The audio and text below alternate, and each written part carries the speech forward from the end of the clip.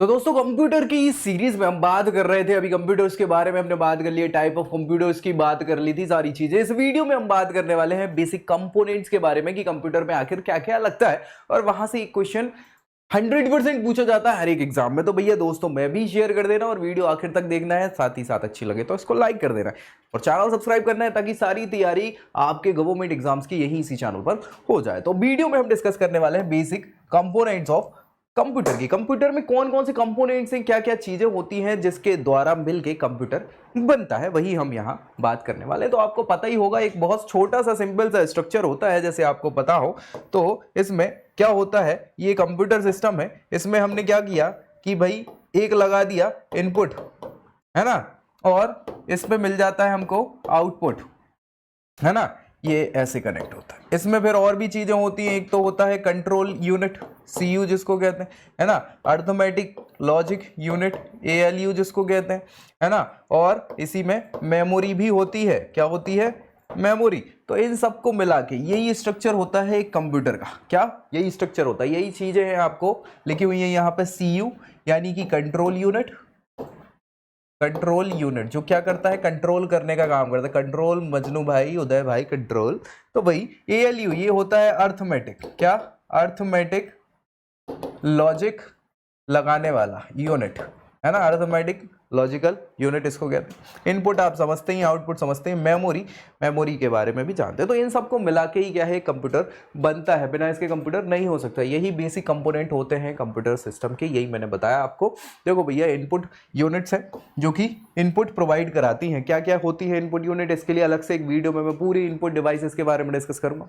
Output devices क्या हो सकती हैं उनके बारे में भी बात करूंगा। मेमोरी यूनिट कौन कौन सी हो सकती है उनके बारे में बात करूंगा। प्राइमरी सेकेंडरी मेमोरीज होती हैं। ये लॉजिकल यूनिट होता है, कंट्रोल यूनिट ये सीपीयू के अंदर ही होते हैं डिवाइसेस, ठीक है। तो इनके बारे में तो ज्यादा चर्चा है ही नहीं, इनके बारे में ही क्वेश्चन ज्यादा पूछे जाते हैं, तो फिलहाल भी हम डिस्कस करें। तो इस पूरे डायग्राम में आप समझ पा रहे होंगे कंप्यूटर सिस्टम के बारे में कि भैया 5 मुख्य यूनिट से मिलके ये कंप्यूटर सिस्टम बनता है। बेसिक कंपोनेंट्स इनको ही कहते हैं कंप्यूटर के, ठीक है ना भाई।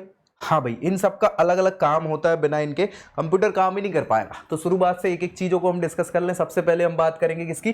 कंट्रोल यूनिट की। किसकी? कंट्रोल यूनिट, जिसको हमने सीयू लिखा था। क्या लिखा था? सीयू, है ना। कंट्रोल यूनिट है। कंट्रोल जैसे नाम आप समझ पा रहे होंगे वैसे ही कंट्रोल करने का काम होता है इसका। जी हाँ, ये क्या करता है? कंट्रोल करता है कंप्यूटर पे। क्या कंट्रोल करता है? जितनी भी मैनेजमेंट है, ऑपरेशन है, उनको मैनेज करने का काम, उसको कंट्रोल करने का काम, उसको क्रिएट करने का, मेमोरी से कनेक्ट करने का, है ना, इनपुट आउटपुट में कोऑर्डिनेशन बिठाने का काम किसका है? ये कंट्रोल यूनिट का ही काम होता है। बिना कंट्रोल यूनिट के कोई भी प्रोग्राम ना एग्जीक्यूट हो सकता है, ना रन हो सकता है, इनपुट आउटपुट कोऑर्डिनेशन नहीं हो सकता, कंप्यूटर चल ही नहीं सकता, वर्क नहीं करेगा, अच्छे से आंसर नहीं देगा। तो ये एक समस्या का विषय हो जाता है। इसलिए कंप्यूटर में कंट्रोल यूनिट इंपॉर्टेंट कंपोनेंट हो जाता है, ठीक है भाई। इसके बाद आता है arithmetic and logical unit. Arithmetic and logical unit, ALU इसको कहा जाता है। क्या कहा जाता है? आई लव यू नहीं कहा जाता, एएलयू कहा जाता है, ठीक है। अर्थमेटिक एंड लॉजिकल यूनिट ये क्या करेगा? अर्थमेटिक काम करेगा और लॉजिक के काम करेगा, है ना। ये दो ही काम प्रोवाइड करेगा। अर्थमेटिक मतलब जोड़ना, जोड़ना, घटाना, है ना, गुणा करना, भाग करना। क्या करना? भाग देना, भागफल वाला। ये काम तो बेसिक अर्थमेटिक काम है। लॉजिक वाले छोटा है, बड़ा है, बराबर है, ये सारे काम लॉजिक वाले होते हैं। तो ये सारे काम करने का काम इस यूनिट का होता है, जो बेसिक कैलकुलेशन वाला काम करता है कंप्यूटर के अंदर। इसको अर्थमेटिक एंड लॉजिकल यूनिट कहा जाता है, जो सारे के सारे काम, यही चीज लिखा है इधर, इंटरमीडिएट रिजल्ट, जो भी ये सारी कैलकुलेशन के लिए क्या करता है, हाँ, प्रोसेस करने का काम करता है। 4 प्रकार की ऑपरेशन प्रोवाइड यहाँ पे ये करते हैं बेसिकली। एडिशन यानी जोड़ना, सब्ट्रैक्शन यानी घटाना, मल्टीप्लिकेशन गुणा करना, और डिवीजन भाग करना। इसके अलावा लॉजिकल ऑपरेशन में लेस देन यानी छोटा है, ग्रेटर देन यानी बड़ा है, या इक्वल टू, ये सारी की सारी चीजें क्या हो जाती हैं यहाँ पे आपकी, हाँ, काम करती हैं ये arithmetic and logical unit.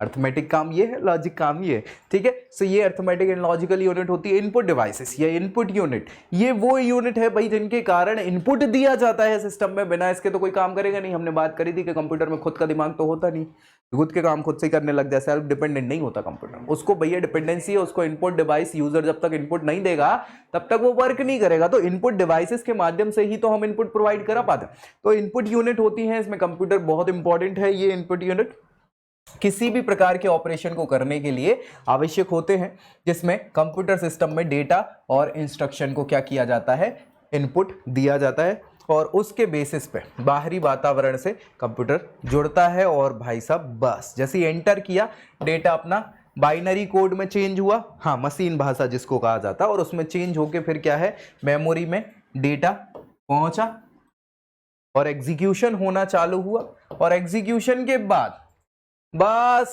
Interface unit के साथ, इंटरफेस होने के साथ साथ यहाँ पे प्रोसेसिंग के बाद आउटपुट आपको मिल जाएगा। कोई दिक्कत परेशानी? अब क्या क्या इनपुट यूनिट के काम होते हैं? तो इनपुट यूनिट क्या करता है, ये बाहरी दुनिया के डेटा और इंस्ट्रक्शन को क्या करता है, एंटर करता है, इनपुट प्रोवाइड कराता है। और इसके अलावा डेटा और इंस्ट्रक्शन को उस रूप में परिवर्तित करता है जो कंप्यूटर द्वारा एक्सपेक्ट नहीं है, एक्सेप्ट होता है ना। एक्सेप्ट लिखना है इसमें, एक्सेप्ट, ठीक है, एक्सेप्ट की जाए, एक्सपेक्ट नहीं की जाए, एक्सेप्ट की जाए। और इस इंस्ट्रक्शन को जो परिवर्तन कर दिया, डेटा को अलग अलग रूप में चेंज कर दिया, यही काम क्या है, अन्य भागों तक पहुंचाने का काम फिर क्या है, कार्य करेगा कौन, प्रोसेसिंग यूनिट के लिए प्रोसेसर, ALU वगैरह वो सारी चीजें। तो ये फंक्शन होते हैं इनपुट यूनिट के। आउटपुट यूनिट की बात करें तो वही जो प्रोसेसिंग के बाद हमें आउटपुट निकल के आता है सिस्टम में, जो भी कैलकुलेशन कर रहा हूँ उसकी गणना या जो भी फाइल हम जिसके लिए इनपुट दिया था, वो आउटपुट के रूप में जो हमें आंसर मिलेगा, वो आउटपुट यूनिट कैसे दिखेगा, वो दिख सकता है मॉनिटर पे। ये सामने जो दिख रहा है ये आउटपुट, आप देख सकते हो कि आउटपुट दिख रहा है ना, या फिर प्रिंटर के माध्यम से उसको निकाल सकते हो, है ना, उसका आउटपुट प्रिंट करके आप पेजेस निकाल दो और भी चीजें। तो ये आपका आउटपुट होता है। तो आउटपुट यूनिट का काम क्या है, इनपुट किए गए कार्य के अपोजिट काम होता है उसका। इनपुट में इनपुट होता है, आउटपुट में बाहर निकलता है ना। तो रिजल्ट जो है वो आउटपुट यूनिट में प्राप्त होता है, और बहुत बढ़िया ये सारे काम इसमें होते हैं। अब बाइनरी कोड में प्राप्त हुए रिजल्ट को कंप्यूटर से क्या है, एक्सेप्ट करेगा, और इंस्ट्रक्ट करने के बाद, इंसर्ट होने के बाद इंस्ट्रक्शन के द्वारा चेंज किए जाएंगे और ह्यूमंस के द्वारा उसे पढ़ा जा सके, इस टाइप के रूप में उसको आउटपुट में प्रोवाइड किया जाता है। और फाइनली ये इंपॉर्टेंट है मेमोरी यूनिट, क्योंकि यही वो चीज़ है जो क्या करती है, स्टोर करने का काम करती है। बहुत सारे अलग अलग प्रोग्राम्स को पार्शली या फिर फुल्ली क्या करेगी, स्टोर कर लेगी, ताकि भविष्य के लिए वो काम कर सकें। और सारी चीज़ें हैं, अलग अलग प्रकार की मेमोरीज होती हैं, जिन पर भी हम डिस्कस करेंगे अलग वीडियो में, ठीक है। तो इसमें इनपुट यूनिट के द्वारा कंप्यूटर में जो भी डेटा इनपुट किया जाता है, उस डेटा को प्रोसेसिंग करने से पहले क्या है, वो कंप्यूटर क्या करेगा, स्टोर करेगा उस डेटा को। और वो स्टोर कहाँ होगा, इसी मेमोरी यूनिट में स्टोर होता है। फिर उसके बाद वो प्रोसेसिंग को जाता है, जिसके माध्यम से हमें रिजल्ट मिल पाता है आउटपुट के रूप में। समझ पा रहे हैं? तो बस ये स्टोर करने वाला जो यूनिट होता है उसको हम क्या कहते हैं, मेमोरी यूनिट कहते हैं। यही स्टोरेज कैपेबिलिटी बताता है। स्टोरेज जो है दो प्रकार के हो सकते हैं, प्राइमरी स्टोरेज हो सकता है या सेकेंडरी स्टोरेज हो सकता है।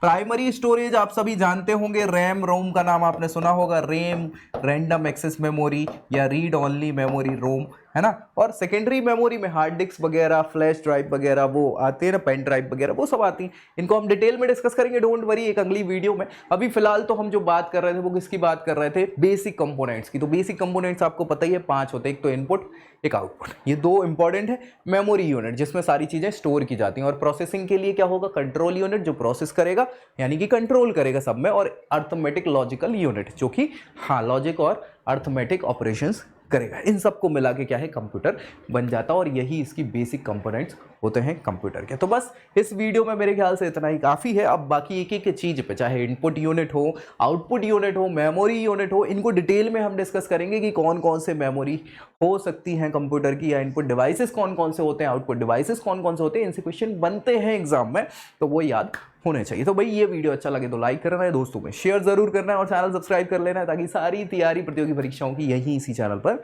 हो जाए। तो मिलेंगे अगले वीडियो में अगली जानकारी के साथ, तब तक के लिए जय Hind. I hope you like this video. For more such videos, keep watching our channel. And do not forget to like, share and subscribe.